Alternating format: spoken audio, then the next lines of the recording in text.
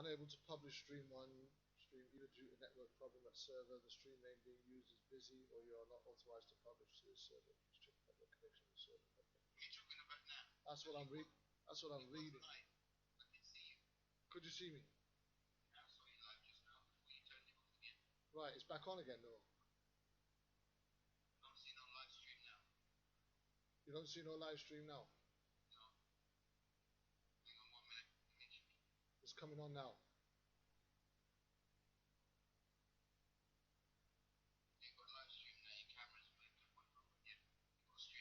I got a stream. So you reckon I? Right, can you hear me on that stream?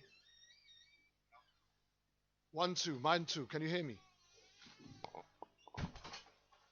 Paula, can you hear me on that stream? Right, okay. So you reckon I'm ready to go live? Okay. Well, let's see what we're doing on that, and we'll take it from there. All right. I ain't got no music, so I'm gonna just bring those guys straight in. Okay. Okay. No worries. Paula, please come here a minute. Huh? Okay. That's because I haven't got the proper line in mic on it. But let me get these guys online before they disappear. Paula, please. Can you come here, please? Right. All right. Leave it with me, and I'll call you up. Well, I'm not going to be able to call you back because I'm going live on the Skype. All right. All right. Cheers, mate.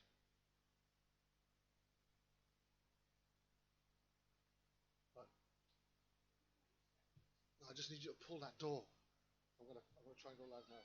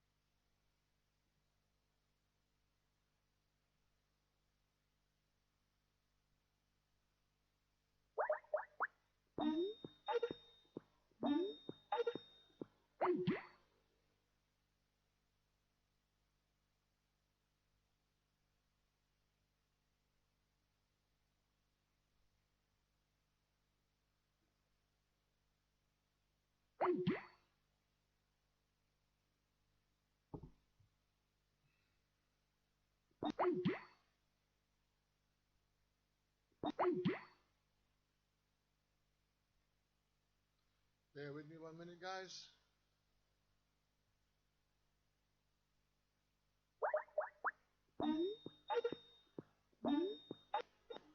Hello? Hey, David, that's where you are.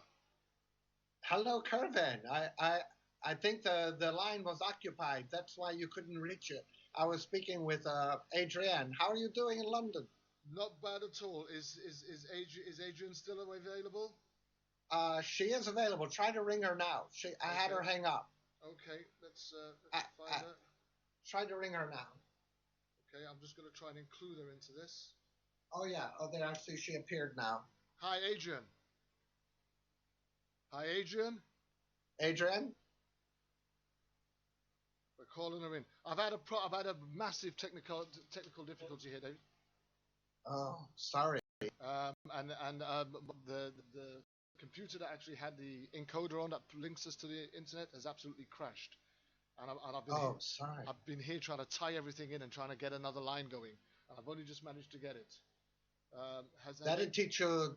That'd teach you to go out with Chinese girls late at night. Yeah, well, let's. Guys, Adrian is here. How are you? Ah, Adrian, thank God for that. Yeah, so she's here. God bless you. Okay, well, listen, God bless her. Listen, this is going to be a different type of show tonight, and I deeply apologize. I've had a massive technical difficulty. One of my computers crashed 5 minutes before we were due to go live, Oh um, my. and I've just had to transfer everything onto another laptop just so that I can get a connection and get to you. So Okay. I think I'm being told that we are live, we are streaming, and more importantly, this is also recording. So at some point, I'll be able to download it and post it up later on anyway. So we won't lose this. But what I'm going to want to do is I'm going to want to revisit this show at the earliest convenience so that we actually get our full 2 hours because I feel that we've been cheated. Okay, Kervin, may I ask, are we being heard now live? Yeah, we're being heard live now. Okay. All right. So let me just confirm that because I've got the chat room up going on another one.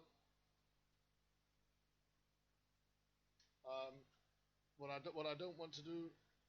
He's saying well, I'm going to need to turn up the volumes. All right, no problems. I will turn up the volumes and give us a bit more power. All right, here we go. So let me just start this from scratch, and just forgive me for any difficulties that we may have had. Um, we are going out live. I've just had it confirmed. We are definitely going out live. All right, anyhow, let me just start this as I wanted to start it. For 5 years, Adrian Miranda has been on a crusade to prove that the death of her son, crushed under a bobcat earth mover while on the job, his body face down in the dirt under a hot summer sun, was no accident. The mother from Lutherville has made claims of shoddy detective work and has alleged a sweeping cover-up by authorities who didn't believe a crime was committed against her 19-year-old son, Joseph A. Miranda.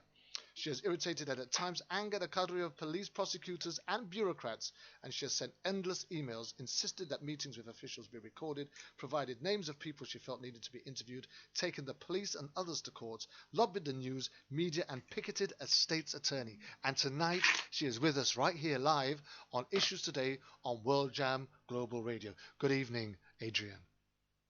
Good evening, Kervin, and good evening to you, David. Oh, good evening, Adrian. I'm glad to be with you today. We normally have a... Let me say, Kervin, before we begin, I'd like to say that I hope your son's memory is forever a blessing to you, and I extend my deepest sympathy. There's no words that can comfort a mother or father who lost a child, much less one who you've had and loved for 19 years. So I'd like to say that right up front with all my heart. David, I thank you so much for your compassion and your kindness and your beautiful heart. And you are absolutely right. There are no words to describe the grief and the pain and the agony when you bury your child. It is unnatural for a mother to bury her child. But I do know where my baby is. I know where my beautiful Joseph is. He is in the arms of Jesus. He was a very strong Christian, as me and my family all are. And that does give me solace. And I hear from my son. He is with me in my heart always. And I know that he understands all that is happening while we are in this temporal place, this on this earth. And I thank you so much for your heartfelt expression. And just to say that we all of us here at World Jam Global and Issues Today share David's sentiments and hope and pray that you receive it with the love that it's intended. So as we start tonight, it's obviously gonna. I believe that the enemy is at work.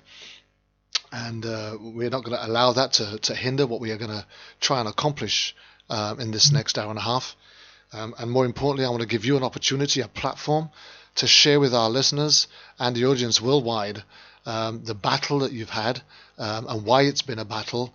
But first and foremost, if you would kindly share with us the dynamics surrounding the incident, so that we can get a picture of what took place, so that we can try and get some understanding as to how this has been such a contradicting, conflicting, and definitely a battle for you to be able to get the truth and justice for your son. So I'm going to leave it in your hands to start off with, Adrian. Yes, Kervin. My son was born on April 22nd. 1987. He happened to be born on Earth Day. That's April 22nd. It's our celebration of Earth Day. And he loved God's green earth. He always loved landscaping. And even as a little boy, he loved, the trees, the turtles, the bunnies, the flowers, and just always took a liking to it. And in high school, Joseph, he had graduated from Towson High School, which is in Baltimore County, which is where he was raised, where I've lived for over 30 years, raising both of my sons. Joseph has an older brother, Robert. He will be 31 in August. Joseph would have turned this past April 28. So this July 20th will be the 9th anniversary of his death. I have been fighting for 9 years this July 20th for justice to be brought for my son. And Joseph, after high school, he graduated, as I said, from Towson, which is a well-known school here in Baltimore County. And after school, he said, because he knew that my hopes were always for my boys to attend college, and he said, Mom, he said, I really want to become a landscaping architect. That's what I'd really like to do. But I really want to get my hands dirty. Over the summers, he had jobs at sort of retail outlets of landscaping, like businesses that sold trees, shrubs and flowers and different supplies. And he could name any origin of any tree, plant, shrub, flower. He loved it. And he said, I want to just work and get my hands dirty, Mom. And I want to know. I know that's my passion, but I want to know. And I said,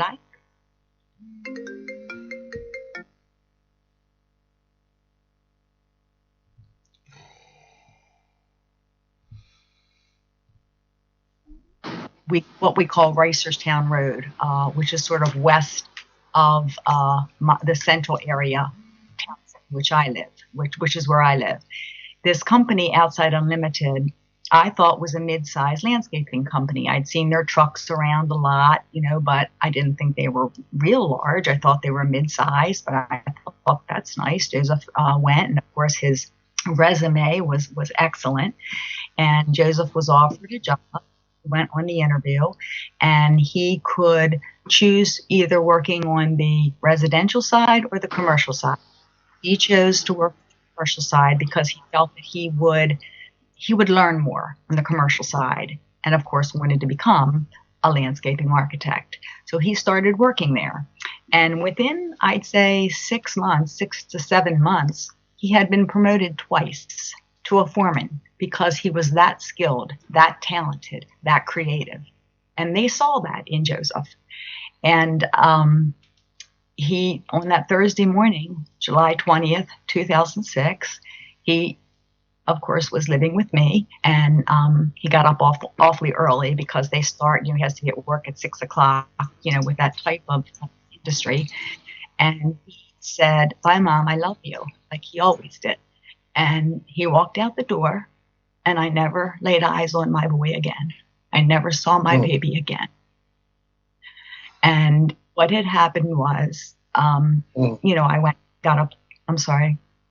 How did you get notified? Well, what happened was, I went to work, to my job, and then I got home. What time was this? Joseph was killed about 3:30 in the afternoon. Okay. Right on the grounds. Came home? Okay. Right on the grounds of the property. Outside Unlimited the owner has about 90 acres there, along with thousands of other acres all over this country. And he owns about 26 other businesses. But this was sort of his baby, so to speak. And he had built a huge stone mansion right up on the hill there. And the offices were also there, along with, a pond and where they grew trees and where they grew shrubs. And, plus, like I said, he had other businesses as well. But he had been in landscaping, my understanding, Joseph Medved, who is the owner, had been in landscaping for about had this business for about 25 years. So it was certainly a business that had grown, had evolved, and I ended up finding out that they had recently opened, about 2 years before Joseph went to work there, an office in Ijamsville. Ijamsville, Maryland is very close to Washington, D.C. So evidently they were expanding and they were growing. But on this day, I ended up coming home from work.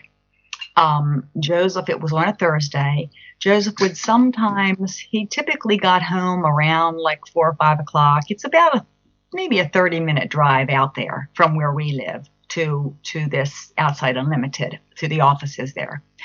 And I hadn't heard from Joseph. It was getting to be dinner time, and then I watched the news, and I thought, well, sometimes I know they ask him to work overtime, because they may have a commercial job that they're doing and they need to finish up, or get things ready for a school to be opening, that kind of thing. Because actually, the day Joseph was killed, that is exactly where he was working.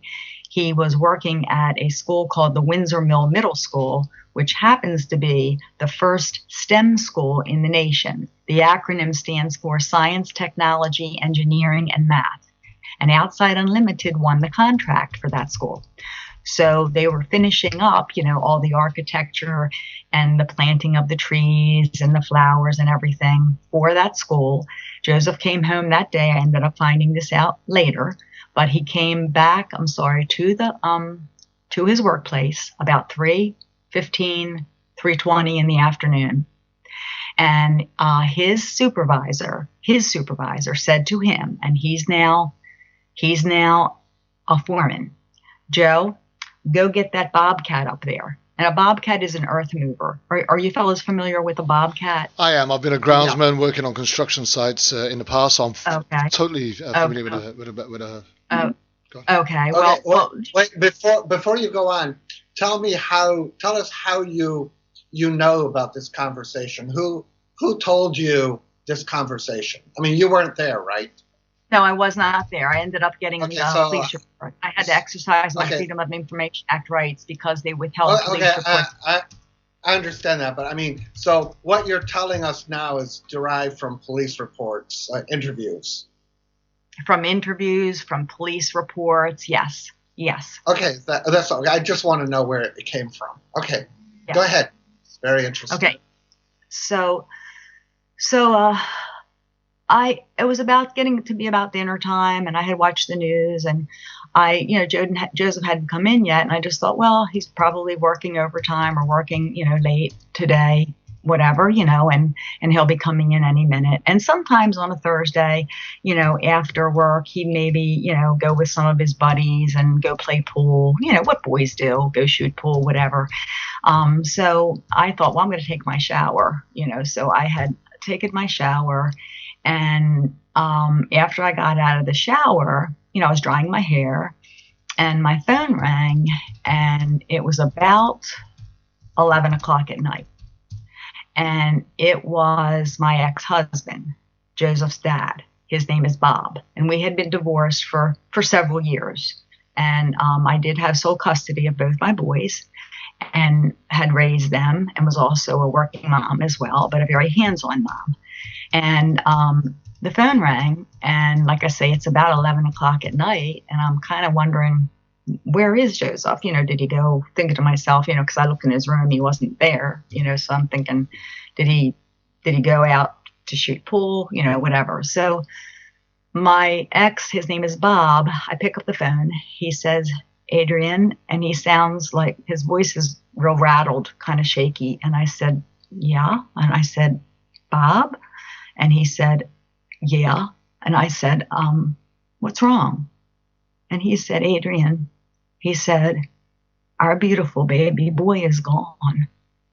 I said, "What? What did you say?" He said, "Our Joseph, our beautiful baby boy is gone." I said, "Gone? What are you saying, Bob? What do you mean gone?" He said, "He was killed today at work." And I said, "Killed at work? How? Was he shot? What happened to him? What do you mean?"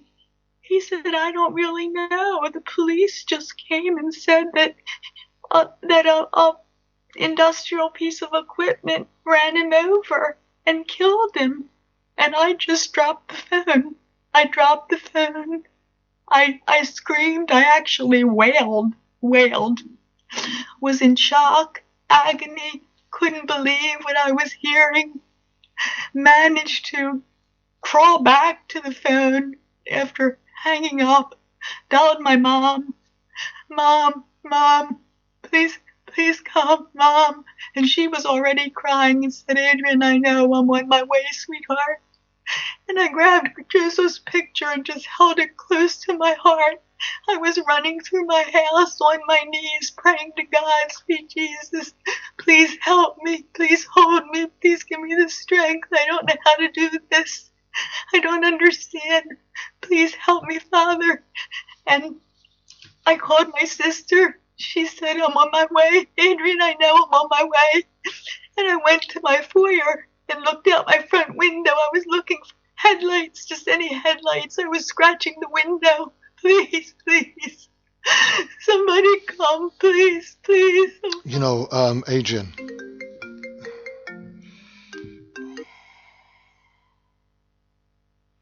Sorry, are you there, Adrian? And a very good friend of mine came. I'm sorry. I'm very sorry. No, that's okay. We can fully understand how sensitive and delicate this issue is, and how emotional this is going to be for you.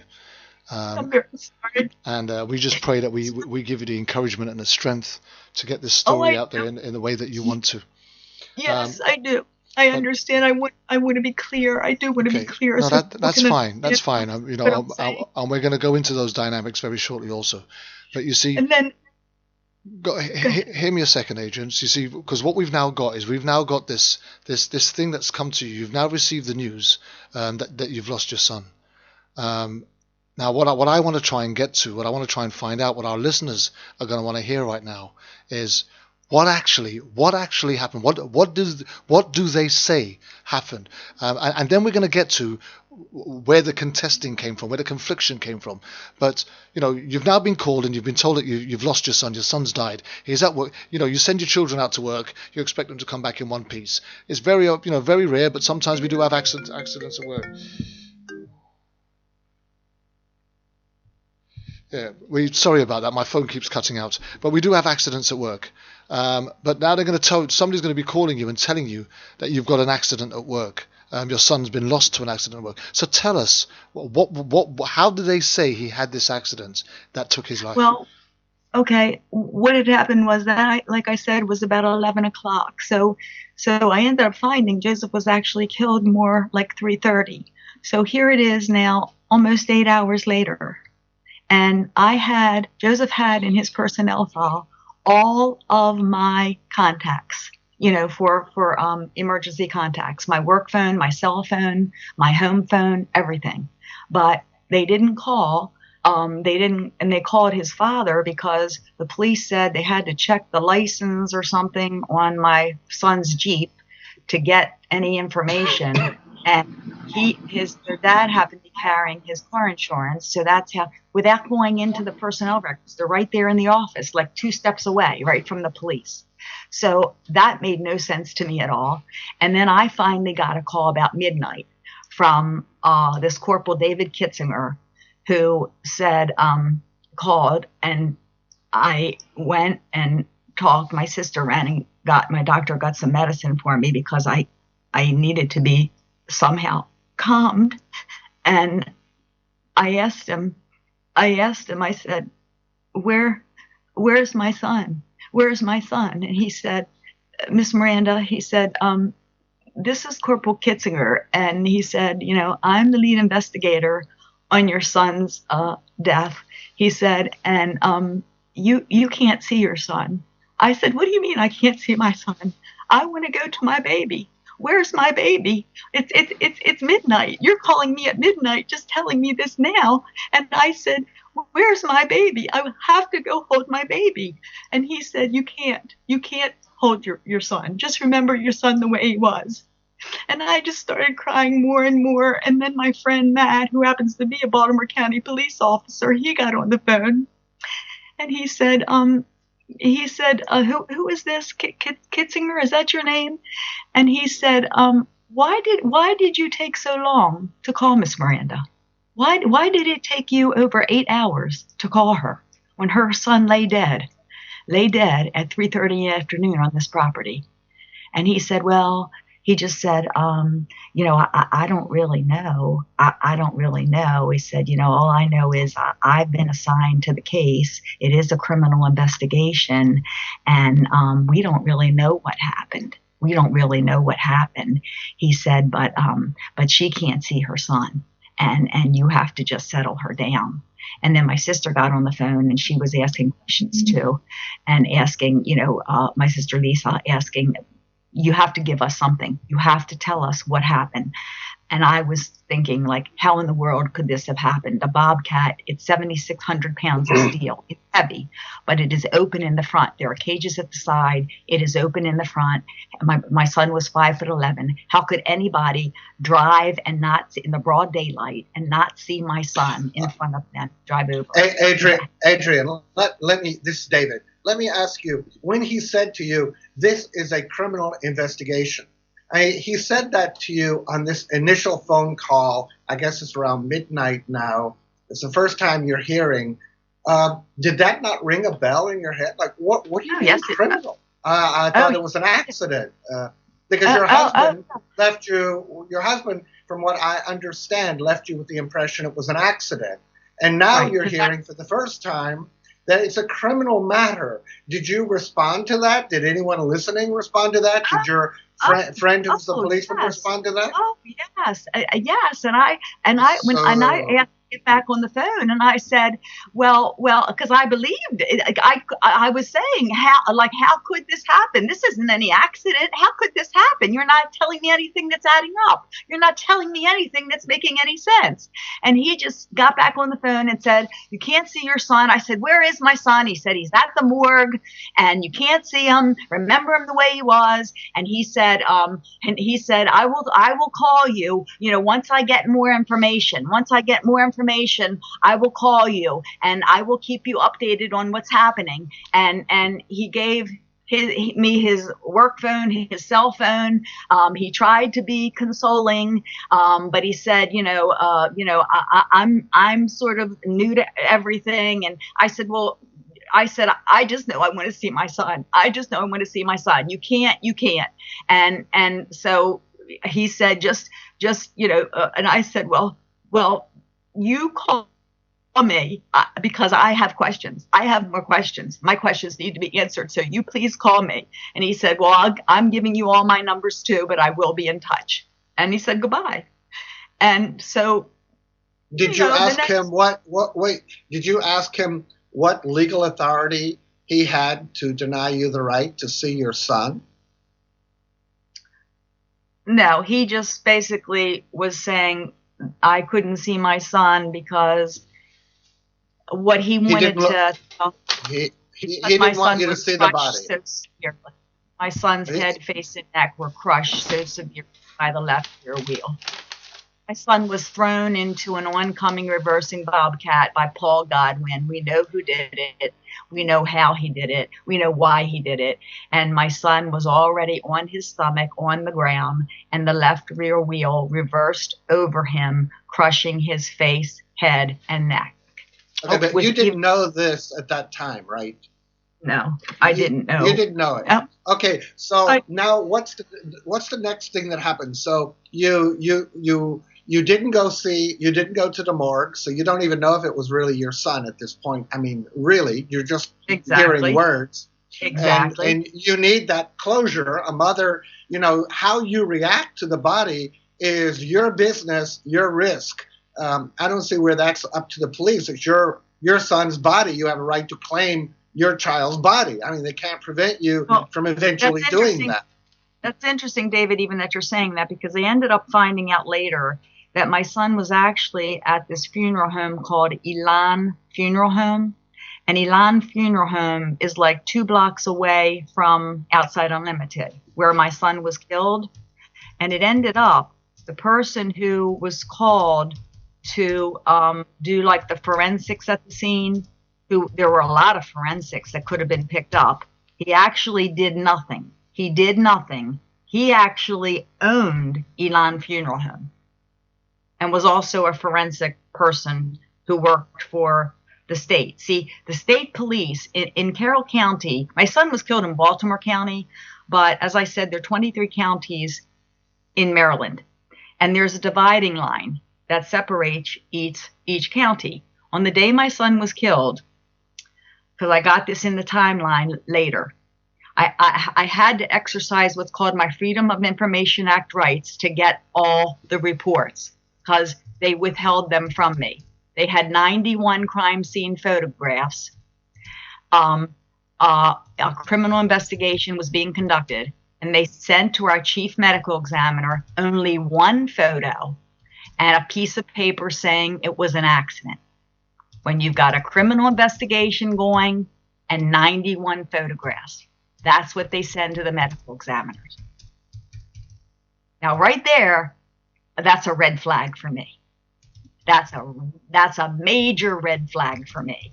And it was to the medical examiners after they realized. And the what happened was when I tried to gather myself after, I don't know, I cried nonstop. Okay, tell me, what was your husband doing at this time? Your ex-husband, what was he trying to help you?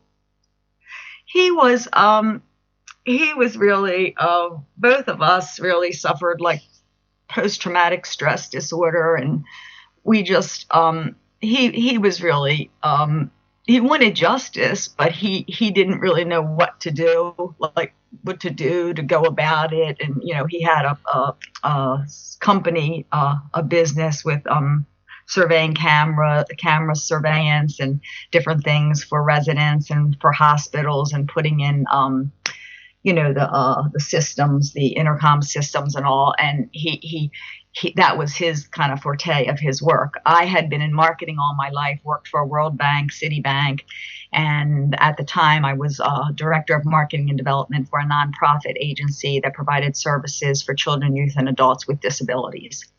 So, you know, I was always more of a person. What's the best way to say it? I was always out there. I gave presentations to thousands of people. Always. But what I'm asking is, did he share your concern that neither of you were allowed to see the body? And did he demand to see the body? And at what time was that made available to you? No. And how long was it before you could see your son's body?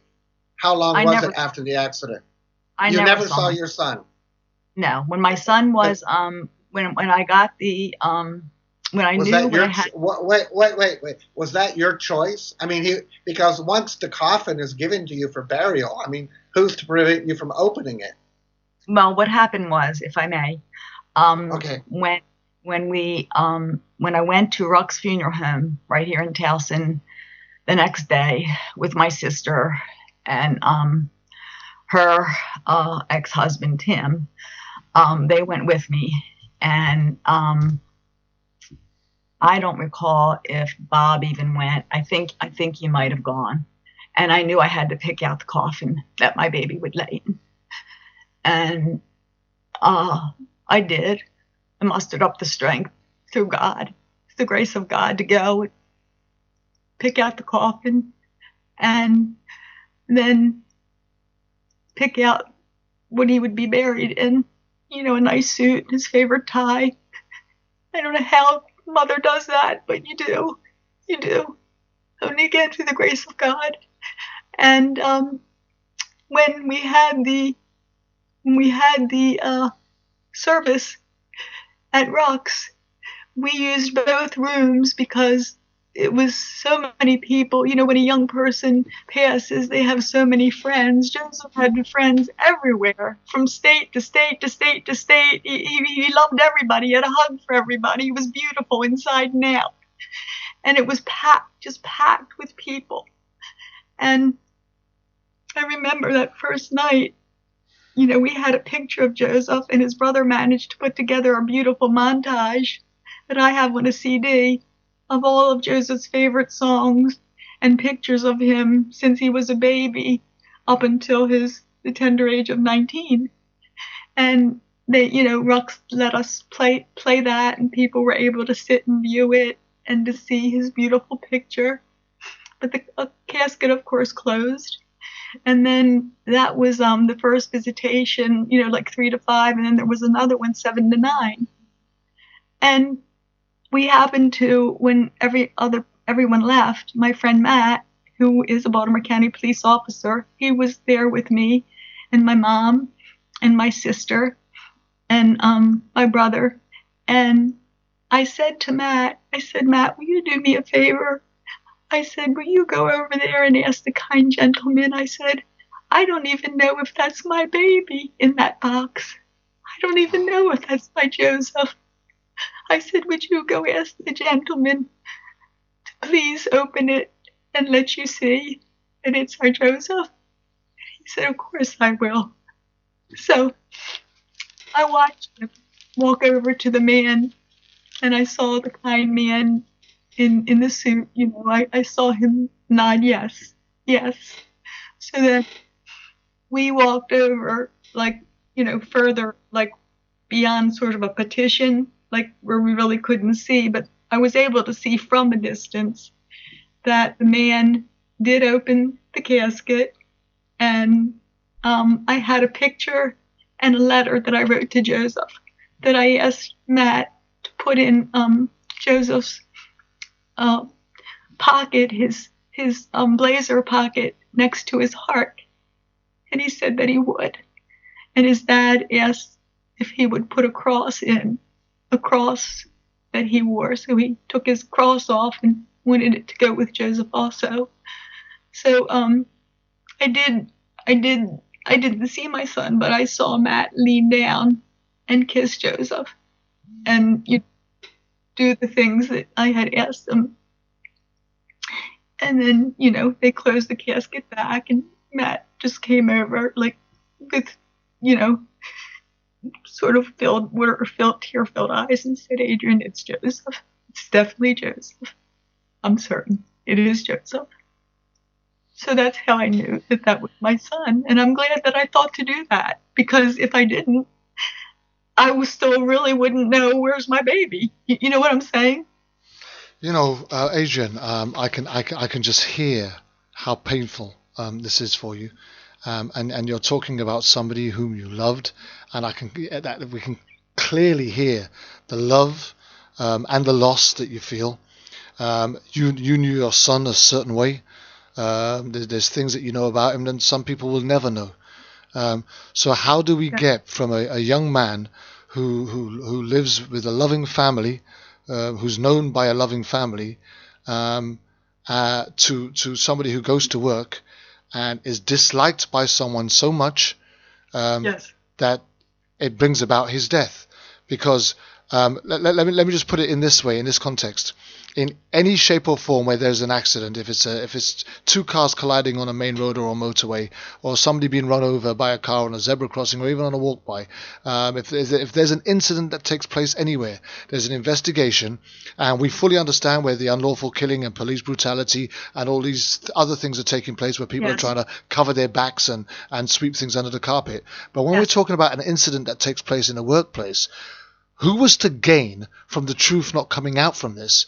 And why did somebody not actually, why weren't people prepared to argue for what was right for your son at that point in time? That would have probably got you to a place where you could have argued out the justice issue a lot sooner. Well, Kervin, these are very good questions. What had happened as the next month or so passed, I did call Corporal Kitzinger and ask for a meeting. I said, I want to have a meeting. I have questions. I have things that need to be answered. Nothing's making any sense. I asked you for the names of the person this person you called a spotter, who was a so-called spotter, and the person who was the driver of the Bobcat. And you still will not release these names. They wouldn't release the names to us for about 3 months. They wouldn't release the 2 names. And I said, I really don't understand that. I don't understand why we don't have a right to that. And I said, and I also want to know, because all day, every day, the Maryland State Police, whenever there's a collision or an accident or anything involving vehicles, they always bring in a reconstructionist. All day, every day. My son was killed, his life stamped out by a vehicle, a 7,600-pound moving vehicle, and crushed to death. And they never brought in a reconstructionist. The police never brought in a reconstructionist on the day my son was killed. And to this day, I'm like, this is really like, why would they not do that? It's the first thing you'd think they would do. And also, there's OSHA, which is the Occupation of Safety and Health Administration at the federal level. And there is an entity of them in every state, all 50 states in the United States. In Maryland, they're called MOSH, Maryland Occupation of Safety and Health. They're supposed to come and send an investigator also to make sure that there is safety in the workplace and to see what happened. You know, did this thing have a backup alarm? What happened to this young man here who was killed? You know, this is a landscape here. You know, there's a lot of, different kinds of trucks and industrial equipment and everything, used because, we all know in the construction industry, there certainly can be danger zones, very often. Absolutely. And so I couldn't believe when I learned that first of all, when I get back to the jurisdictions, when my son was killed, the Maryland State Police and the Baltimore County Police both arrived because they both thought it was their scene. Okay. Well, the owner, Joseph Medved, he's very politically connected, powerfully, has billions probably, and he has the Maryland State Police in his pocket. I can tell you that. Because, first of all, in Carroll County, which is the county just adjacent to Baltimore County, his property, those 90 acres where my son lay dead, the county line runs right between those 90 acres. On one side, it's Carroll County. On the other side, it's Baltimore County. Okay? And I knew by a picture I had seen and a specific tree on the tree line that was just adjacent to where my son lay, crushed to death in that dirt road, that was where my son was. And it was a very distinct tree on that tree line. And I said, why did you allow, when I read the reports, I said to Corporal Kitzinger, I said, why did you allow the Maryland State Police to take over the crime scene of my son's death? And he said, well, the Maryland State Police are the ones who respond to any kind of criminal act, any kind of violence, any kind of ticket, any kind of anything in Carroll County. In other words, Carroll County does not have a Carroll County police. They have the Maryland State Police. All other 22 counties have a county police district, but not Carroll County, which is strange. I think it's strange. But the Maryland State Police are the ones that... Adrian, let's get back to a question I have here. Okay, so this corporal has told you it's a criminal scene. You've buried your son. What's the you didn't hear anything. So a week you went down and said, we have to talk about this. What was the next step that happened? Did they say they were referring it to the state's attorney? No, no. They So what said that happened next? they had to, their own detectives had to talk to people, talk to different people in the workplace, talk to the two people, the driver and the spotter, who is the Did you spotter. ask? Did you ask if anyone had been arrested? I said, And what and did he they said say? no. He said no. But it's a criminal. It's a criminal case. Your son Right. has been killed in their mind, but no suspect has been arrested. Is that because No. they don't have suspects? In their minds, they didn't want to say they had a suspect. No, because Well, I had said. Wait. Let me ask some short questions, okay? So, in their mind, how do you know in their mind they didn't have a suspect or didn't want to arrest a suspect? How do you know that? Because when I went and talked, I went with my sister and Bob and Okay, so you went down another and talked friend. to them. I went to the barrack, the Westminster Barrack, which is where the Maryland State. Okay, wherever it is, that's not important. What's important all right. is I went there. I said to him, I said to Corporal Kitzinger, who was the lead investigator on the case, did anybody touch my son? What? Did anybody physically touch my son? And he said no. I said no. I said, well, how did my son get to the ground, flat on his stomach to the ground, underneath a bobcat? How? And What did he he said, say?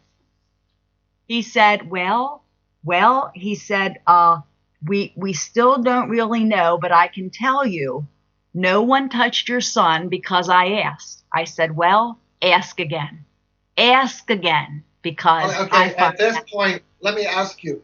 At this point, were you angry? Were you aggressive? I'm trying to get to the point where the district attorney, the prosecutor, and the police are somehow working against you. I'm trying to see where did that transition. There's normally a state's attorney wants to solve a crime, especially if it's normally they do. Let me finish. Especially if it's a white boy who is 19 years old. Now, with minorities, it's a little different in America, as you well know. But a well-brought-up white boy, father in business, mother well-educated, went to a good high school. It's in the advantage of a state's attorney to bring that case to justice. Now, you've hinted at three things. One, the police are not really that interested. Two, the owner where your son worked had political influence. And three, there was a division of police authority that may have caused some problems. And the person who originally arrived on the scene owned the funeral home and didn't do a forensic study correctly. That's what I've heard from you. So at what point in your mind did you become suspicious or aggressive enough to cause them to see you as a force that they wanted to oppose instead of your son as a case they wanted to solve? Well, I left that day, and I tried not to be angry. I was filled still with and hurt, but I tried to listen. I tried to pay attention. I tried for him to understand me clearly, that I wasn't accepting those answers, and I was going to get to the bottom, to the truth of what happened to my son. But I didn't yell. I didn't curse. I didn't say it in any way like that. And he just said to me, well, he said, and my sister said, she asked Corporal Kitzinger, will you do us a favor? Can you bring us a picture and some way block out Joseph? So because we didn't have the heart or courage to see Joseph that way. But let us see the bobcat and show us actually how Joseph lay underneath the equipment. Adrian, right there is where I want to come in, right? Because what I need you to do for me right now, very briefly, so that we can take it onto the level that I believe it needs to go on next, right? Is I want you to explain to our listeners in a very brief way exactly what you think took place that day that caused your son's death. What do you think happened? And then I'm going to take it. Then I'm going to take it somewhere else to another level. But I need you to explain that so our listeners have an understanding of what it is that you're dealing with. Okay. First of all, I do want to just say this. Joseph Medved, the owner, we did find out, hired a lot of people of Mexican descent that were illegal. We know that. We know that for a fact. Okay. And it just so happens that in an obituary, some of the names I found of his uncle and people he's related to that have high positions in government and people that worked for Moshe, that worked also for him at the same time. They had wives and sisters and all that worked for Moshe. It was all very, very strange. And he happens to be, just for the record, he happens to be half Mexican and half Russian. And he goes to Mexico often. He goes to Mexico himself. Okay. But he did hire a lot of Mexican laborers. And in my estimation, I think, and I know they were very, very hardworking people. Joseph was very fond of them. They were very fond of Joseph. And he paid them minuscule wages, to stuff his own greedy pockets. But on that day, my son came back about, like I said, 3:15 in the afternoon from working and getting finished the job at the Windsor Mill Middle School, the STEM school. His supervisor, Eric Magella, said to him, Joseph, and he pointed up to the right, they're just loading dirt with that bobcat. The driver and the so-called spotter. You know what a spotter is. Absolutely. We call it a banksman over here in the UK. Right. Okay. So he said, they're just loading dirt. Go get that bobcat. We need to load 20 trees tonight and get them there early in the morning for that school, because it's near the end of July and that school's going to be opening. It's a STEM school, the first STEM school in the nation. We got to get this done. So Joseph said, okay. He followed the instructions of his supervisor, went up to where they were loading and unloading dirt into a dump truck, and he flagged the driver down like you're supposed to. His name, I ended up knowing, happened to be Antonio Rubio. And I got this from the police reports. And the bucket was already down. And Joseph leaned in, and the driver, Antonio, leaned down. And Joseph said, Tono, need to load 20 trees, need bucket. And Tono called Joseph Jose. Jose, understand, can we just load one more dirt, one more bucket?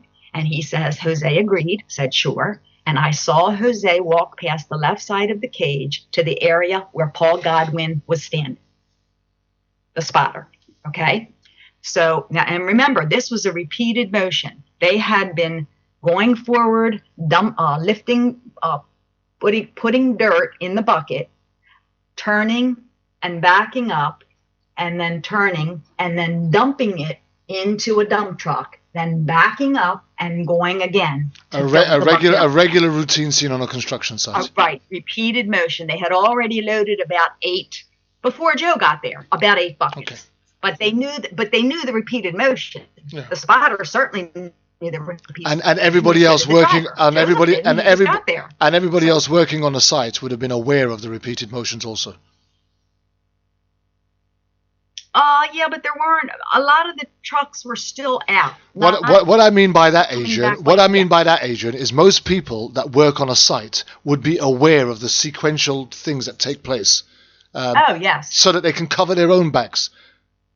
So yes. It's all about a safeguarding procedure, right? Safe working in the workplace. So most people would have been aware of the process and know what to do while that was taking place. Absolutely. Okay. Absolutely. Okay. So Joseph, had this conversation with Antonio, the driver. He does go back. I know he was drinking. I know it was his soda. He happened to ask me, Mom, do you like Dr. Pepper? Anyway, and I said, I had tried it years ago, hon. He asked me this, I don't know, months before he was killed. I said, but mommy's a Pepsi girl. But anyway, there ends up being a Dr. Pepper crushed under the left front tire that I know was my son's soda. It was the hottest day of the year, that July 20th, 2006.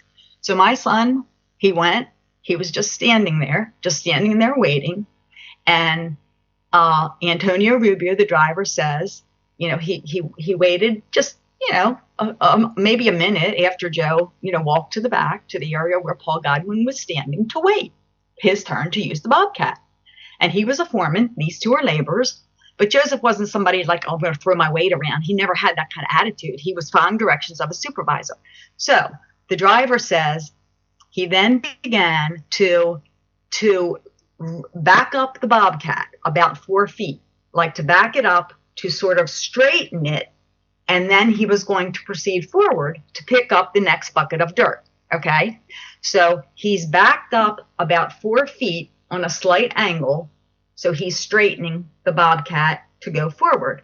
And after he backs up, the spotter, Paul Godwin, comes to the front of the left corner of the Bobcat and puts his hand across his neck, like, stop, stop, stop. So Antonio Rubio looks down to the left and sees a pool of blood just gushing, a pool of blood. He jumps out, screaming, crying, pounding on his chest, begging for a priest. Paul Godwin goes into the office and says, Joe Miranda's dead. Now, what I'm saying to you is this, and I want you to pay attention. You've got my attention. This Bobcat, I went out and measured it myself. It's a G873. That's the model. Between the two left wheels, the space between those two left wheels is 16 inches. Okay? And underneath the Bobcat, there's what's called an undercarriage. And it's about 10 inches off the ground. Okay? My son lay on the ground, completely underneath the Bobcat, his legs sticking out the back, the rear tire behind the left armpit of his shoulder, his face, head, and neck completely crushed, his right cheek like on down to the face of the ground, surface of the dirt, brain excrusion that was coming out from the top of his head but was undisturbed. In other words, it had backed up over him, but it never went forward. The brain matter was not disturbed, anything like that. And my son had no broken bones below his neck, none. 5'11" tall, no broken bones below his neck. That information is vital, because Paul Godwin wants to say, when he was questioned, that Joe got impatient and he didn't want to wait. He didn't want to wait for his turn to use the Bobcat.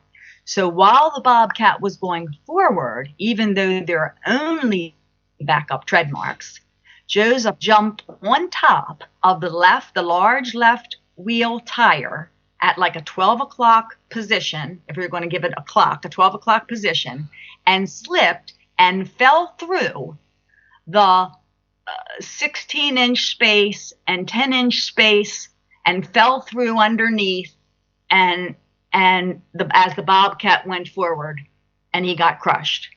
Now, okay, let me stop. Let me stop you there. Let me stop you there. Just for a minute, I'm going to let you carry on.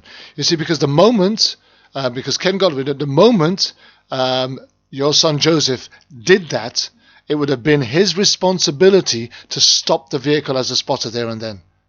Joseph never did that, though, Kervin. But there lies responsibility immediately, because the moment Joseph comes into contact with the vehicle in any way, shape, or form, he's got to alert the driver, who's totally unaware of this, because that's his job as a spotter. Right. The driver didn't see. There's a obstructed rear view in a Bobcat. Irrespective of what the driver saw or didn't see, that's what the spotter would have seen, and it would have been the spotter's duty and responsibility to get the driver's attention and get him to stop immediately.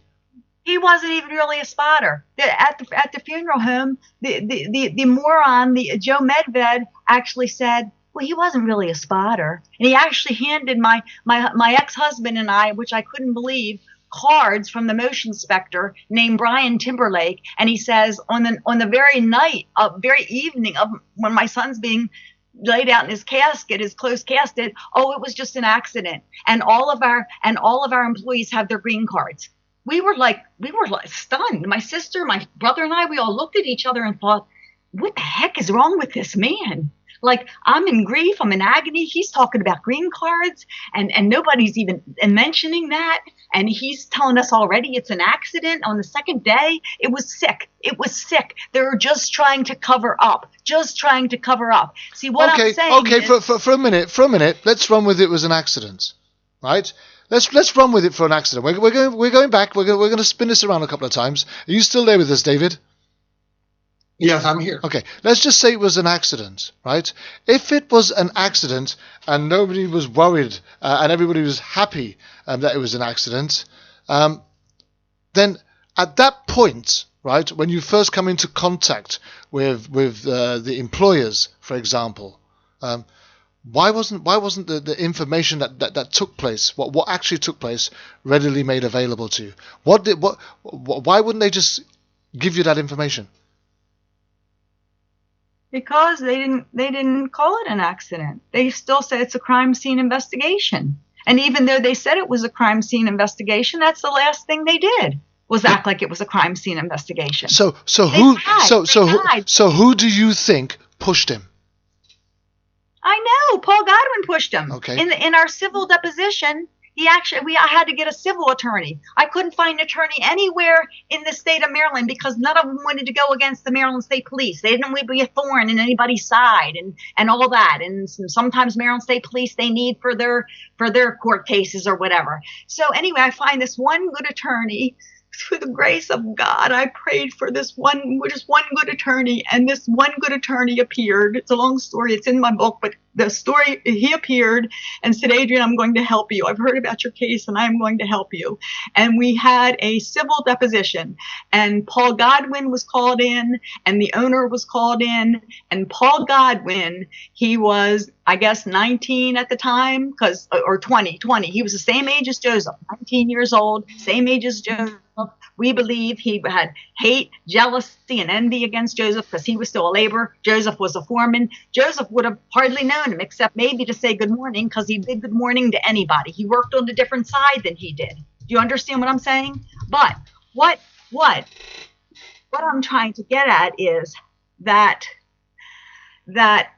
they kept saying that they were going to be interviewing, and nothing they were giving me. They wouldn't answer my questions. And I had a second interview with the Westminster Barrack, with the Maryland State Police, the lieutenant there. He said, I called him and said, do you know anything about this case? Nobody's answering my questions. Nobody is following up on me. I said, I need a meeting, Lieutenant Richardson. He said, I'm very sorry, ma'am. I haven't heard about your case. I said, you haven't heard about my case? And he said, no.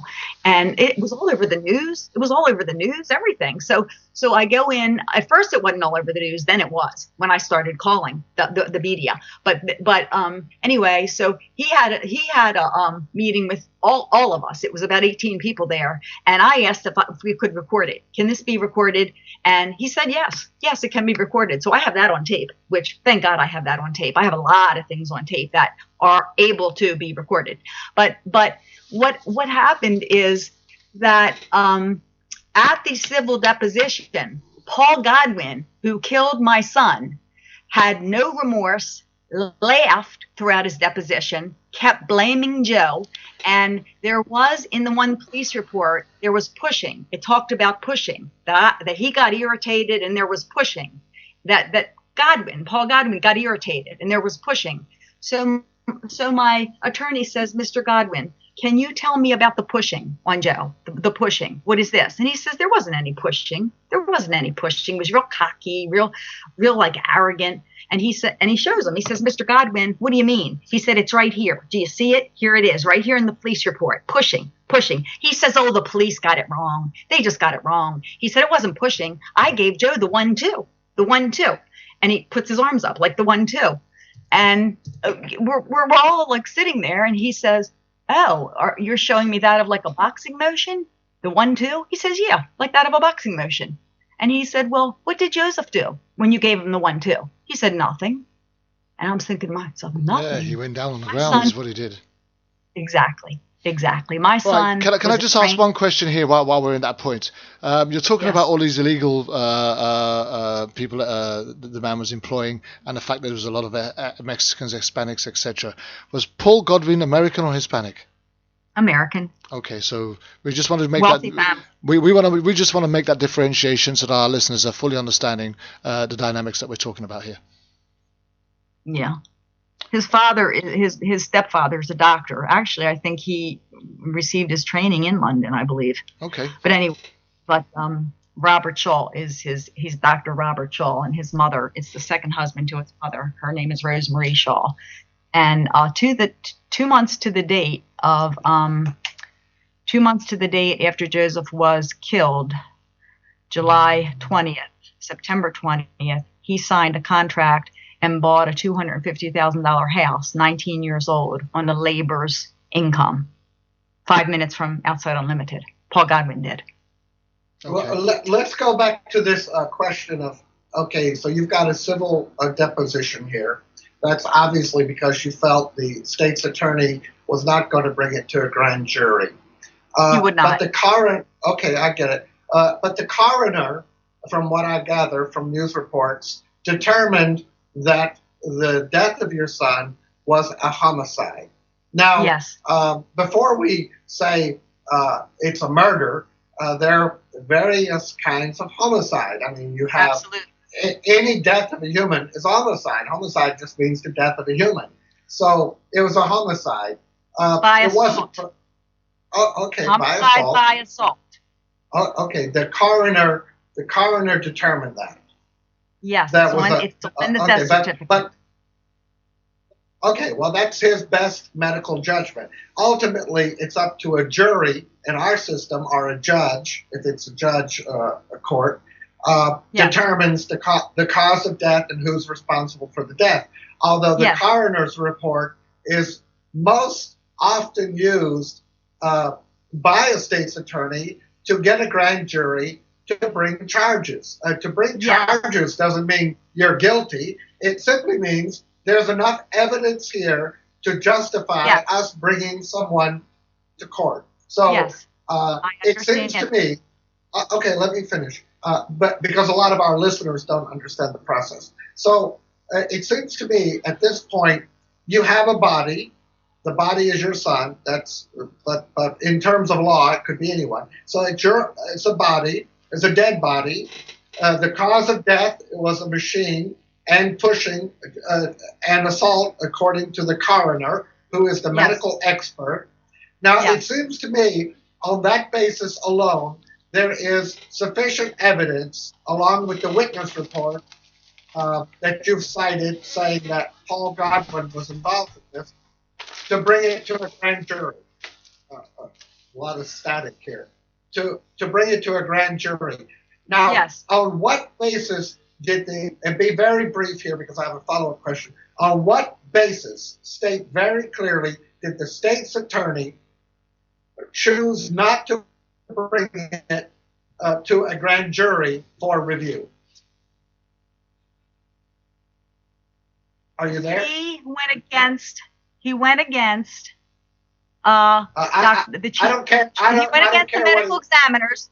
He went against the findings of the medical examiners and said he does not agree with them, he opposed them, and that my son's death is not a crime, regardless of what the medical examiner said. He's not a doctor.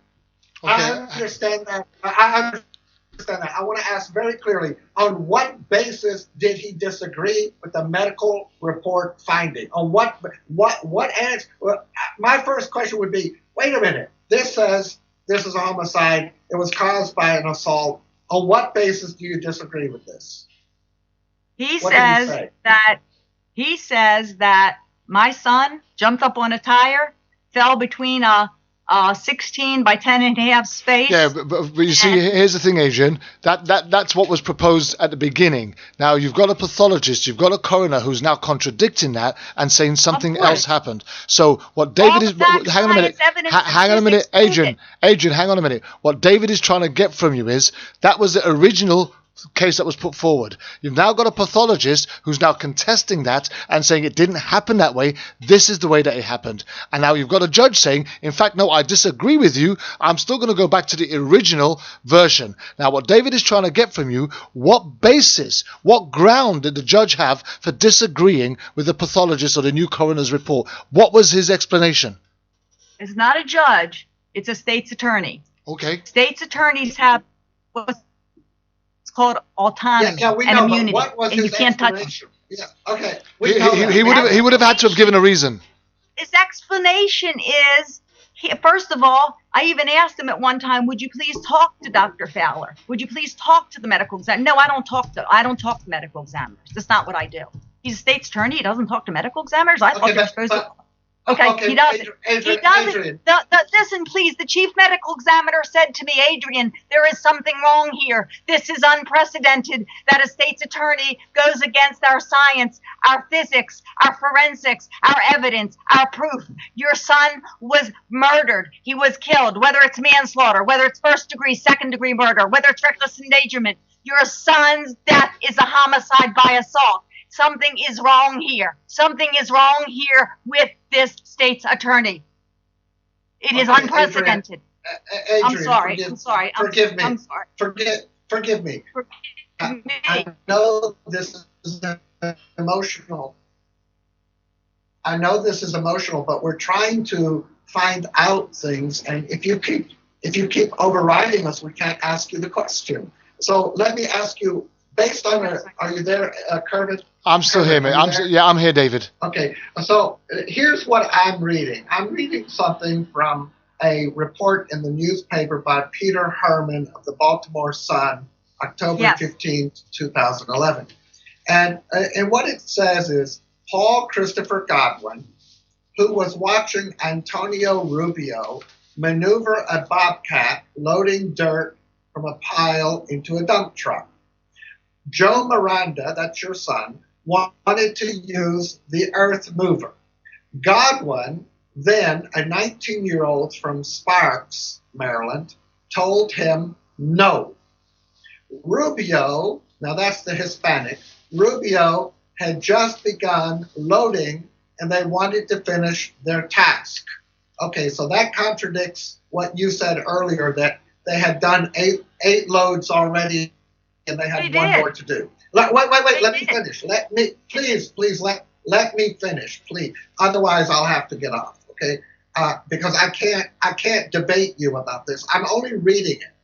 Godwin then, a 19-year-old. So this is a direct contradiction here. And that's where the two witnesses' accounts diverge. Godwin's account, and that's the man you claim you allege killed your son.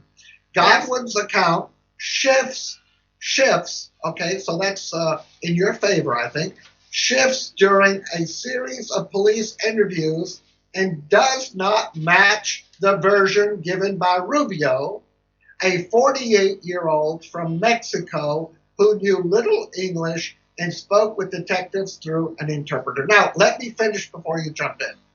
Reading this from an independent reporter at the Baltimore Sun, a highly reputable newspaper, I, as a person who knows nothing else, would ask myself, why is the state's attorney giving a free ride to a man whose story has shifted over the investigation, who diverges from an eyewitness, Rubio, who was not involved in the altercation but was a solid witness, and who was alleged by the coroner to be responsible for the death of your son. These are three primary reasons for a grand jury to look seriously at this death.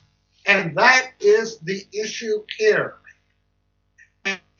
About absolutely. it, from David, your point of view, is David, fully absolutely. understandable. But wait, let me ask the question now, and Kervin, bear with me.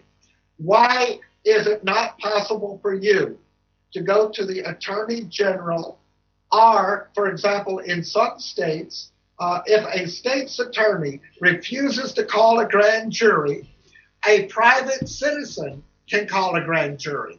A private citizen has a right to call a grand jury and present a case.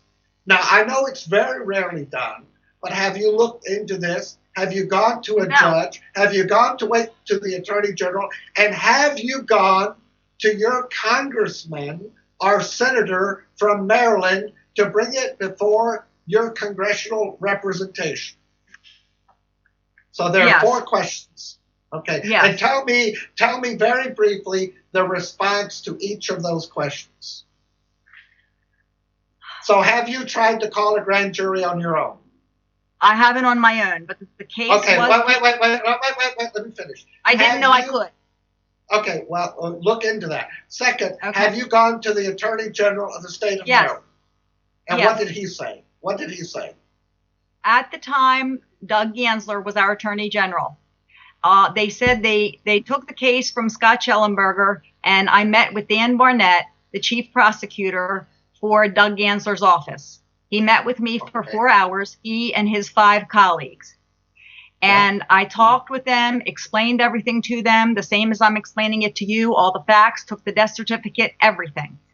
He seemed very interested in wanting to know a lot about Joe Medved and this cover-up and things like that. And I did have to say, excuse me, Mr. Barnett, I'm here to talk to you about one thing only, and that is justice for my child, for an arrest to be made and a trial to take place, and let a jury decide. That's what I'm here to do. So he looked over everything. You know, I talked with him. I showed him the map. I showed him the tree. I showed him how my son lay. I showed him exactly that what Paul Godwin said is impossible. It's impossible. The Maryland State Police closed my son's death on an impossible scenario. Impossible. My son wasn't even killed in Carroll County. He was killed in Baltimore County. Adrian, bear with me. Getting off track. I'm sorry. So what I'm saying is, Dan Barnett agreed. Okay. He sent me a letter back agreeing with the state's attorney, Jerry Barnes, who has in November killed himself or something, shot himself in the head. I don't know why or whatever that means. And he agreed with Scott Schellenberger and this other in Frederick County next to Carroll County, Nancy Ham, who she said when she reviewed the case that, yes, and I can see that Joe Miranda got very irritated. Well, she is an idiot, excuse me. Joseph didn't get irritated. It says Paul Godwin got irritated, not my son. But anyway, he ended up Adrian, let me, Kervin, I have one more question. Kervin asked you a very, very good question. He asked you early on, halfway through this interview, what do you think happened? Now, I'm going to follow that up and say, why? Why do you think, fundamentally, because you keep hinting at political influence of the owner of this company, who may have employed Hispanics illegally from Mexico. Well, so let me ask you, why would the owner, it seems to me, why would he not want to bring forward the honest facts and pursue them? What does he have to gain either way? Because the police are looking at him either way, it seems to me, whether or not they prosecute Mr. Godwin or not. So what does the owner have to gain by obstructing? What you're basically accusing him of is obstructing justice. What does he have to gain by doing that? And why would a state's attorney work with him to obstruct justice, knowing they both would go to prison if that was coming out? What motive? Immunity in the state of Maryland gives. I wrote a brief and record extract. I also got 2 House bills passed. But the immunity laws in the state of Maryland give all law enforcement, any type of official, they give them complete immunity. They can do no wrong. They're above the law. That needs to be changed. It needs to be abolished. Let me just say this. Wait, Adrian, you're not letting me speak. Let me make this clear. If a prosecutor goes out and commits murder on his wife, he will be prosecuted. He Absolutely. is not immune. And if he obstructs justice, and that is proven by committing perjury or hiding evidence, he can be and he will be prosecuted if it comes out. It happened to the men who hid evidence in a federal jury against a senator from Alaska. They were both dismissed and punished. It happened to the guy who was prosecuting the woman who accused the Duke lacrosse team of rape. He was put in jail for 6 months. So prosecutors can be prosecuted if they commit a crime. If they commit a crime. I'm counting on it. But see, this is the thing. Let me just say it. You just said it. This is it. If they commit a crime. There's a division called victims rights in Maryland. And I called and I submitted all the paperwork regarding everything that happened in my son's case, the cover-up, the lies, the distortions from the police, Scott Schellenberger ignoring me, pushing our family out of the office just because we asked the question, and going against the medical examiners saying it's not a crime. And if you look further in that newspaper on the second page, you'll see where he says this doesn't rise to the level of a crime. And they say, why? Why are you saying that? The reporter says. He says, because the Baltimore County detective said Joe Miranda got on top of a tire and fell between. Impossible. It is impossible. Okay, one second. Let me just come in here, because David, there's one particular question that you haven't answered, and where let me just tell you this: we're on your side, okay? That's what we're passionate about, right? Okay. Is injustice. So no, hang on a minute, Adrian. Let me come in here, right? Because I need to get this out. I need to try and help you get this out in a way that our listeners can understand it. You see, because I'm struggling to understand it at the moment, and I'm sure our listeners will also. But see, from the very beginning, and David has tried to get you on this and tried to get you to explain it better. Let me see if I can find another way through here, right? From the very beginning, you've been talking about the way that this employer employs Hispanics and Mexicans and people who are illegal, people who probably haven't got their cards, people who've got no right to work, who shouldn't be here, etc. So had it been Rubio, right, that would have been responsible, right, for your son's death, I could understand why the employer would be trying to find a way to cover it up, sweep it under the carpet, or try to stop you from getting injustice, because it would blow his thing wide open. They'd want to start looking at how he employed this guy, where he got this guy from, who else is he employing, and all the rest of it. Also, the Bobcat didn't have a hang on a minute. Adrian, please, hang on a minute. Right? But the issue here is, it's the American man, right? Ken Goodwin is the American man who is having a problem here. So this does not, right, affect his employing rights, or whether he's breaking any laws, employing any Hispanics, etc. So for me, right, and what David is trying to get to, right, is why would the employer, who you seem to be holding accountable and responsible for not supporting, not releasing the information, and not allowing justice to be carried out, what has he got to gain from not supporting this and getting the truth out there? What is his personal agenda, in your opinion? His personal agenda is to save all of the millions that he has earned from his businesses. But hang on a minute, Adrian. This is where it conflicts, because if this is a homicide by assault which has been committed, and please correct me if I'm wrong, David, right? Because if this has been committed because of a personal agenda from Ken Goodwin against your son, then the argument is with Ken Goodwin, the charges against Ken Goodwin, not against the employer. Paul Godwin, sorry. The other thing I may say, please, is that I'm not certain yet if my son's death is premeditated. My son came home from work one day, about 2 months before he died, He went up and took his shower. He sat at the dinner table. I was making us dinner, and he looked very distressed, had his forehead in his elbow, and just sort of distressed. And I said, Joseph, what's wrong? What's wrong, sweetheart? And he just, like kind of sighing, nothing, Mom, nothing. So I continued making our plates, sat down at the dinner table with him. And I said, Joseph, lift your head up and look at me. What is wrong? What is wrong? I know something is bothering you. He said, Mom, Outside Unlimited does bad things. I said, Joseph, what do you mean? What do you mean Outside Unlimited does bad things? He put his head back down. He put his head back down.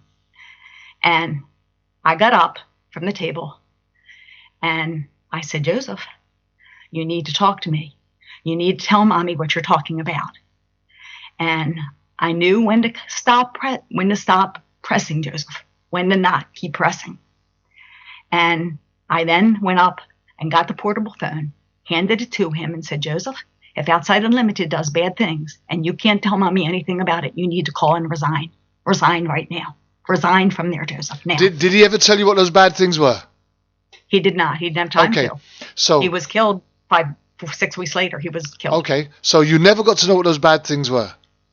I don't. Okay. I have speculation. So at that, so even at this stage, right? That's irrelevant. Now let me just hit on something here for you, right? Can I get back to one thing? 1 second, Adrian. One thing. Sometimes in life, right? We can fight all we want to fight, but if we're fighting the wrong fight, we're never going to win. Do you understand where I'm coming from here? Yeah, but I'm not fighting. No. This is an opportunity for you to actually talk about the things, the evidence, the facts, right? That puts the man responsible for the death of your son in the shop window. And let's just try and focus on the facts that we have, the knowledge that we have, and the ones that you can support. Okay, and the one thing I just want to get back to, when you say, that a state's attorney, anybody, if they murdered their wife, this, that, or the other, if they committed, misconduct, whatever, obstruction of justice, disturbing a crime scene, anything, that they can all be arrested. They can be arrested, even these state's prosecutors. Well, there's a special prosecutor in the state of Maryland. I believe every state has one. And they are allowed to, when a citizen has a complaint or has the knowledge and can show that there has been wrongdoing, and that this prosecutor, say Scott Schellenberger, there's reason for him to be interrogated, to be questioned why he did certain things. None of this makes sense. So I submitted. The lady's name was Nancy. Her lady's name was I can't think of her name right now. Anyway, she had a son that also died because I talked to her on the phone. She was very, very nice. She said, yes, Adrian, submit everything. And I did submit it. And she sent it back to me. And this is the Office of Crime Control and Prevention. And she sent it back to me. And she said, Adrian, this is a very, very serious matter. Very serious. But I must tell you, the only way that you can get the special prosecutor to interrogate Scott Schellenberger and the rest of them is that a crime has to be committed. It doesn't matter what the crime is, any crime, but a crime has to be committed. They will not call the death of my son a crime. Do you understand why now? Are you making the connection? Yeah. Please tell me you're making the connection. We're making connections, but you need to try and stay focused on what that fight is. Let me say, the crime here to investigate a state's attorney is not whether or not your son was murdered or not. The crime would be if he acted in any way to obstruct justice in the process of determining the truth. And that would be the crime as the basis for an investigation of the state's attorney. So what you need to do is to take, it seems to me, I can't tell you what to do, but from that news report, I would call Paul Herman and say, what do you know? The man changed his testimony. The eyewitness, Mr. Rubio, has said this. There's clear evidence to move forward based on the initial police reports. Why is the district attorney, the state's attorney, covering this up? And then I would accuse him of obstructing justice. And that would be the crime that they investigate. It has nothing to do whether or not your son was murdered. Right. You're talking about the reporter, the criminal reporter? Peter Herman, no, we're talking about the prosecutor. We're talking about... Go on, David. No, I'm speaking about the prosecutor. The reporter clearly said in the paper that Mr. Godwin had changed his story over the course of the investigation. Well, let me finish. He's changed his story. He's obviously shifting for a reason. He converges with and then diverges with Mr. Rubio. The facts don't fit the situation according to the state's attorney.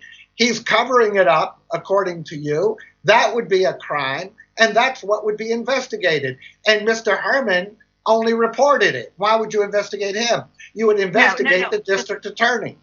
And hang on a minute, Adrian. On top of that, Adrian. He would stay to the end of this with me. He was so moved by the story. He's now with the Washington Post. And I contacted him with the Washington Post, but he just said he's not going to touch it. And nobody here in Maryland will touch it. The local news won't touch it. Nobody will touch it. They won't. They just won't. But people have told me you're going to have to go outside of Maryland to get help. With all of that being said, with everything that we've just come out, even with all the confusion and all the confliction that's taken place over this last, say, hour and a half, right? It is fair to say, and it's clear to say, and I suppose I'm speaking the truth when I say this, that your son's case has now been declared a homicide. Is that correct? By assault. Yes. By assault. Correct. All right. So it's in vital records. Okay. So where are we with the case now? What's happening to move this forward now? Is everybody on side? There's a new attorney general. Dan Barnett is no longer there anymore. There's a new attorney general, Brian Frosch. I've tried to reach out to him. I was treated when I called with such ignorance, such rudeness. The woman said, I know who you are. Don't call here again. We've already done what we're going to do on your son's case. You need to go away. Shut up. I don't care if you've written a book. I don't care what you've done. We are never doing anything again for your son's case. Goodbye. That's how I was treated. But hang on a minute. You said that your son has now been declared a homicide. If your son's case has now been declared a homicide, surely there has to be another investigation. And in that investigation, those who lied, those who covered it up, those who didn't do their jobs correctly will all come under scrutiny. Now, hang on a minute. Let me bring David in here now. Would that not be the case, David? Well, it seems to me, it's a horrendous case. And what Adrian is saying about a local state's attorney having absolute dictatorial powers is something you've heard me say on this show 100 times, Kervin. So that is the case. But I would follow up, and I'm not you, with the coroner. I think the key linchpin here is the professional pathologist examining forensic coroner appointed by the state of Maryland has determined this was a homicide by assault. That is a felony where you could get life in prison for that. So it seems to me that I would focus like a lightning beam on that, and I would ignore all the Hispanic workers, all the influence of Mr. Miranda, all the personality issues in the Attorney General, State's Attorney's Office. I would ignore everything in the world except for that one piece of jewel. And I would make that so big, the whole world would ask the same question: why aren't you doing something about the death of this person? Do you not know that God created all people, and the death of one person is the death of the whole world? I demand justice. Yes, and that is why I'm on your show, because I do demand justice. I insist on justice. I will never give up. I will scream it from the mountaintops until I take my last breath and beyond. And I have a good lady, finally. I've talked to our Congressman Ben Cardin. They kept saying, Adrian, keep it at the state level. I have an FBI agent, Tom Cash, who has worked with me from the beginning, who said, Adrian, it's all true. It's all true. Shouted from the mountaintops. And this one lady I finally found, who I've been trying to get emails to, Congressman Chris Van Hollen, who I respect very much. And she just called me about a week and a half ago and said, Adrian, I must apologize to you. I am so sorry. I let our I-team people have it because we are just now getting your emails and your Facebook messages directly to Chris Van Hollen, the congressman. And I know Brian Frosch. I know him, and I know how to get into him. He does, you're right. He has a new criminal prosecutor. Her name is Elizabeth Embry, which I knew. And that was what I was trying to do, leave a message with either his assistant or her assistant or whatever to please open my case, re-review it.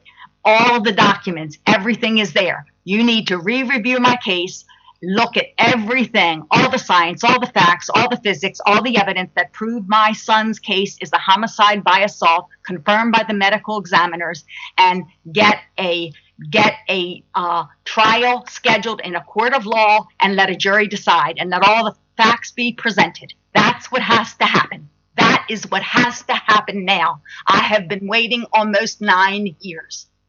Okay, Adrian, let me ask you, where are the people now? Where is Mr. The owner, what's his name? The owner, you said Medved? Wait, let me ask you. Tell me very quickly, where is Mr. Godwin? Where's Mr. Medved? Where's Mr. Schellenberger? Where's the Corporal Kleindienst? Where are all these people now? Good question. Good question. Corporal Kitzinger, who lied to us at the closing meeting. I don't comment about him. Tell me where he is. Well, anyway, there was one good detective, Detective Bechtel. Wait, tell me, where is Mr. Kinziger? Where is Mr. Kinziger? He is a dirty, stinking liar, and he now is the chief of internal affairs. He's the chief of internal affairs now. Okay, where is Mr. Medved? Mr. Medved, I don't know. He's all over the world in a jet setter. He still has his home. Where's Mr. Godwin? Where's Mr. Godwin? You don't see any of their trucks around Baltimore County anymore. You don't see any outside. Where is Mr. Godwin? Mr. Godwin is living in his home, has 2 children, works for Constellation Energy, and Outside Unlimited had a connection with Constellation Energy because of trees when they're in wires, electric wires, and all that. So, okay, where? And this is the key element for me. Where is Mr. Rubio, the eyewitness who contradicted Mr. Godwin? Where is Mr. Rubio? I believe Mr. Rubio has passed. A friend of his. A Mexican gentleman called me from Florida. Wait. He was only 48 years old. I know that. So he died young. How did he die? I believe he died of heart failure. That's my understanding from a friend of his who called me. One second. David and Adrian, 1 second. Adrian, 1 second. Adrian. Did not mean to hurt my son. I sent him hugs, love, and prayers. And I do. He did nothing to hurt my Joseph. Nothing. Paul Godwin did it. Adrian. Not Mr. Rubio. Adrian, listen to me. God knows this as my witness. God knows this. Adrian, listen to me very carefully. There's only one way we're going to be able to get this across, and there's only one way you're going to be able to be successful at this. You have to be able to separate your emotions. You have to. You're defeating your objectives when you don't do that. All right. Now, I just want to ask a quick question. While David mentioned and the reporter mentioned all of these shifting stories from Ken Goodwin, right? When Rubio was questioned, was he never asked how come his version of events differ so much from Paul Godwin's? No. Okay. No, my attorney didn't feel that he wanted to give him anything of sort of what we knew because he wanted to. That's what a smart. But the bottom line is but hang on a minute. It was reported in the Baltimore Sun that his stories were shifting, right? From Rubio's. Yeah. So why was Rubio never asked how comes their stories didn't match? Because he sent Rubio after Joseph was killed back to Mexico. Okay. So why didn't somebody go to Mexico and ask Rubio the question? Because the bottom line is if Godwin is the man that's telling the lies, if Godwin is the man that's doing all of these things, and Rubio, as you described, was heartbroken, crying and asking for a priest, right. Why didn't somebody ask him how come his Somebody did. Okay. Somebody so did. then what was his response? A senior detective, Rick Bechtel. What was his response? His response was, No, Jose never jumped on tire. He could see six. Okay, and was that what? No. Adrian, you're not listening to me. Please, Adrian, you're making this very hard. Adrian, you're making this very hard. All right. So if that's what Rubio said, was that ever recorded? Is that recorded in a statement, in an interview? Is it recorded as something that Rubio has said? Yes. Okay. And so then why hasn't that ever been followed up or used? You're asking the wrong person. But I'm not. I've got to ask you because you're leading this. So why was that not presented as evidence? Why was that not released? Because these people are corrupt. They are covering each other's CIA. But the Baltimore Sun's reporter quite openly states that Godwin's stories were shifting continuously. So why wasn't anybody profiling how it was shifting in comparison to the story that Rubio was telling? You're asking me to give you an explanation. No, I'm asking you why you didn't pursue the one person that was giving it a different version. Who are you talking about? Rubio. He was the one that was giving the account. I did. Because I don't speak Spanish, first of all. But this one good detective Bactel went to the medical examiners after he said BS, so to speak. They wouldn't even give Godwin a polygraph when it was ordered. The police wouldn't do anything. He went up on his own with a Detective Ramirez who was a good Spanish interpreter, interviewed, went right after to Outside Unlimited, watched Mr. Rubio in the Bobcat. He showed him exactly what happened the day that Joseph was killed, and good Detective Bactel has it all in his report, and he went to Dr. Fowler, the medical examiners, with it, and said, this young man's death is foul play. Here is what happened. Okay. And he showed him. So where does she go next, David? With what she's got, what does she do next? Where does she take this next in order for her to get the justice that she seeks? Well, it seems to me that she has played out her opportunity in the state's attorney's office of her county, which has primary jurisdiction, I presume. The attorney general's office has said to her they don't ever want to hear from her again, but she thinks she has an in with the attorney general's new Frosh prosecutor. I don't really see that going anywhere. Prosecutors stick together like glue. That's not going to go anywhere. She has a reporter who's on the record. She has a coroner who's on the record. If Adrienne could control her emotions, which is hard to do, knowing it's her own son, I mean, I fully sympathize 100%.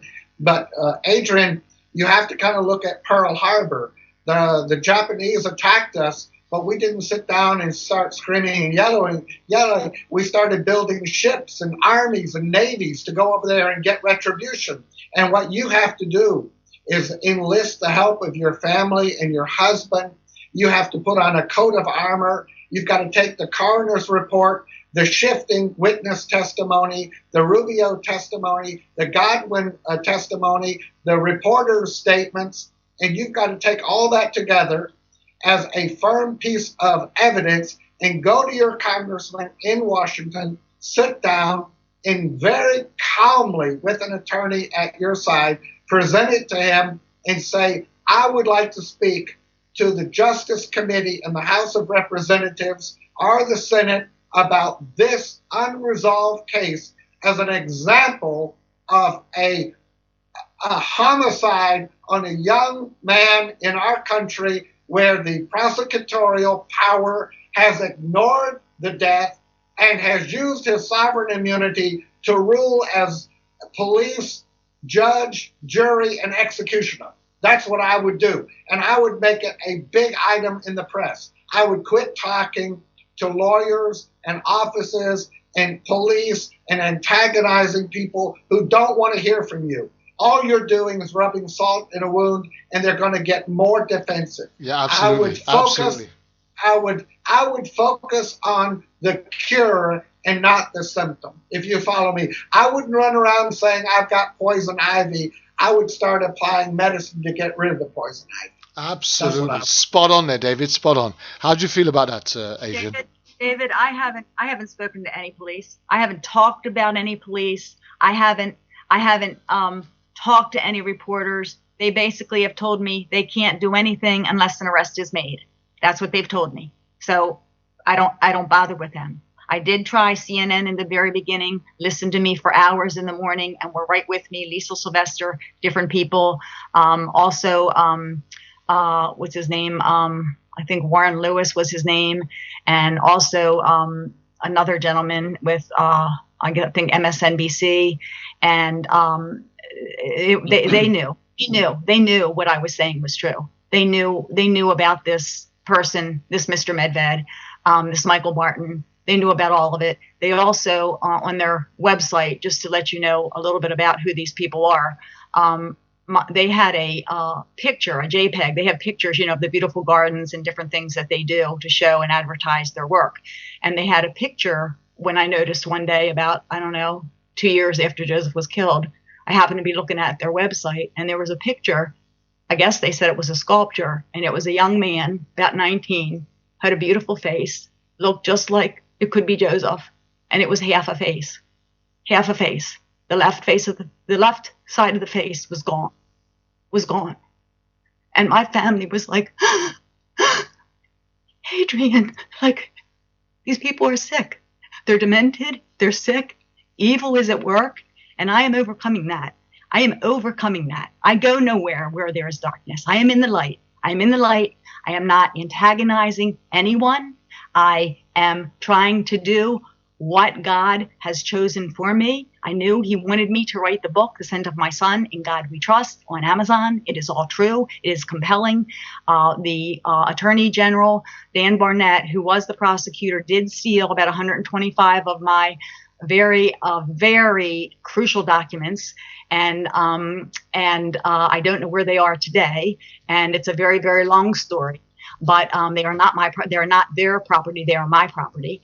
And I continue. The only reason why I'm very sorry that I have emoted so much and all with you gentlemen is because it's just when you go back to the day, I'm very sorry. It's just when I go back to the day and relive, it's hard not to have emotion. We understand that, Adrian. Let me ask you this. What is your husband doing now? How does he feel about your struggle to bring justice for Joseph? Oh, he's right with me. He has the book. He's right with me. We were paid off, offered $2 million to shut up and go away. Who offered you $2 million? You'd have to ask Keith. Franz. He ended up being a bad attorney. Keith Trooper is the good attorney, but Keith Franz is a bad attorney, and he went with us when they closed our son's case on an impossible scenario. And my son's death shouldn't even have been in Carroll County. It should have been I had a survey done, and Scott Schellenberger wouldn't do a survey for me. I said, then I'll do one myself. And he said, well, the pictures you shown me, these are, because I went and got the parcels and the plats and everything. I also wrote a brief and record extract to the Court of Appeals in Annapolis, and they sent it all back, basically saying that all Adrian, have immunity. Adrian, let me interrupt. When you say things like, Kervin, forgive me, when you say things, we were offered $2 million to shut up and go away. I don't know who offered it. It was from a bad attorney, blah, blah. He got a call. Wait, let me finish. When you say things like this and you have no substantiation, nothing in writing, no evidence, it hurts your case because people say, and you keep saying, well, the CNN knew the truth. All these people knew the truth. They know the truth. But you know what? When people know the truth, they usually do something about it. And everything you're telling me is they're telling you what you want to hear. It's like me saying, oh, all those pretty girls wanted to go to the prom with me. Oh, which one went with you? Well, none of them went. Well, you would think I'm out of my mind. Yeah. And what I'm saying is people say, oh, I understand. But when they don't stand beside you, that tells you something. The saddest thing in all of this, and I agree 100% with David, the saddest thing in all of this is an injustice has been done, and it's never going to be overturned unless you take a step back, take a hold of your emotions, and grab the facts that are available to you and present them in an appropriate manner without name-calling, without ridiculing, without attacking the very organizations that you may need to support you in your fight. Unfortunately, unless you're prepared to take a step back and look at this appropriately, you may be losing out on an opportunity to get justice where an injustice has been done. And I think that's the saddest indictment that you could leave on your son, is for you not to be able to do this in an appropriate fashion. And David is giving you sound advice here, because what we're hearing is an angry, resentful, bitter person who blames the whole world, but has got nobody to actually. Oh no! No. Hear me clearly. No. Hang on a minute, Adrian. Hear me clearly, right? So far, we've already established that this has now been declared as a homicide by assault. Now, please correct me if I'm wrong, David, but if a homicide by assault has been declared, the next step would obviously have to be an investigation, because you'd have to find who was responsible for this homicide by assault, which would be followed by a charge and a prosecution. But what I'm hearing at the moment is it's been declared a homicide by assault, but nobody is going to investigate it. Nobody is going to charge anybody. Nobody is going to interview anybody, and nobody's going to take this thing any further. And it can only sound that the only reason that they may be taking that stance is because of what you've exhausted by the way that you've gone at them in the first place. I think that's the point David is trying to say. Is that right, Dave? Yeah. I'm not you, Adrian. And what Kervin said is not that you are a bitter, angry person. What he said is we're hearing this from you. There's a difference. The Absolutely. way you project yourself may not be who you are. You're a person who is hurting because you have lost a treasure that can never, ever be replaced. And we understand that. And you have to say, thank God I had my son for 19 years. Now I'm going to justify his life by pursuing this in a manner that he wins. And what I would do is I would just take that coroner's report, and I would take the testimony from Mr. Rubio, the statement from Mr. Rubio, and Mr. Herman's comment that Paul Godwin has shifted his story. I would put those in less than 25 words with a picture of your beautiful son. And I would put that on Facebook and the internet. And I wouldn't mention anything else in the world but one thing. Above his picture, I would say, the coroner of the state of Maryland said this was a homicide by assault. Shouldn't we ask why justice is not being done? Absolutely. Where is the criminal? That's all I would put up. And that question alone would do more than a million emotions from your body. Well, listen, guys, we are run out of time. We're going to have to revisit this on another occasion. I'm going to give you at least 30 seconds, Adrian, to just round this up and let our audience know exactly where you're at with this and what they can do to help. Yes, I very much thank you for your time today, both of you. And I just would like to say that the pain and the agony, yes, when a mother buries her child, it really never does go away. But God is such a loving God, and His grace, His mercy, His compassions never fail. They're with us each and every day. Well, I'm going to have to cut you short. How can they help? Quickly. I do know that I have not shown anger or any kind of even ignorance or disregard or anything to the police. I was raised to respect the police, which I do, but there are a lot of bad apples in the police. Here we go. We've run out of time. I'm really sorry. We have run out of time. My son will get justice. I know that he will. We will revisit this once again. Thank you very much for joining us right here on World Jam Global Radio. It's Issues Today. My name is Kervin Julien. Today we've had Adrian Miranda, who's fighting for justice for her son Joseph Miranda, and we've also had my co-host David Romay, Dr. David Romay, whom I love dearly, and we look forward to seeing you guys again next week, same time, same place, where I'll have all my technical difficulties sorted out and we'll be online proper. This is me saying goodnight. Say goodnight, David. Good night, Kervin, and good night, Adrian. And good night, Adrian. Thank you very much. God bless. Thank you. Bye-bye. God bless.